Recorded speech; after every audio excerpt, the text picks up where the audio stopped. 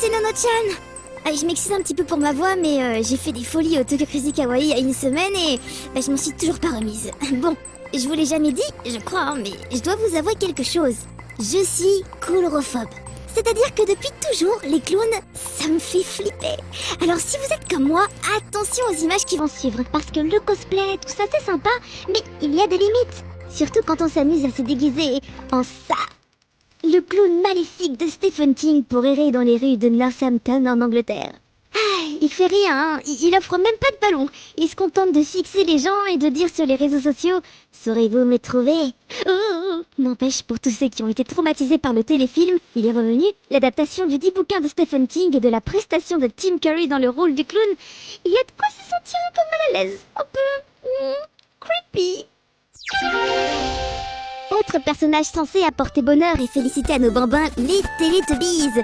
Non, mais vous avez vu ses yeux complètement dilatés?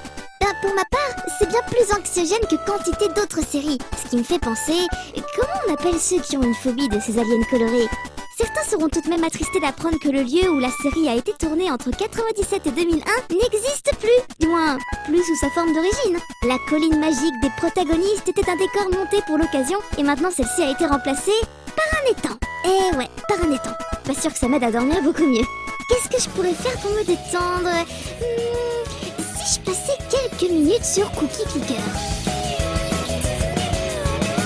En même temps, je sais pas si c'est très judicieux, je vais encore y passer des heures et des heures. En tout cas, les grands-mères du Loubi du Cookie que l'on peut voir dans le jeu semblent inspirer les artistes japonais également.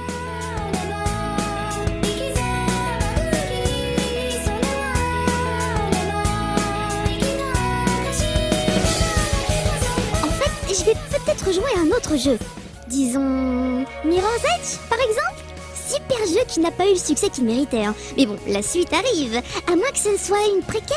Enfin bref, du coup, des fans ont décidé de reproduire les exploits de Faith, l'héroïne adepte du parcours, IRL et avec une caméra embarquée.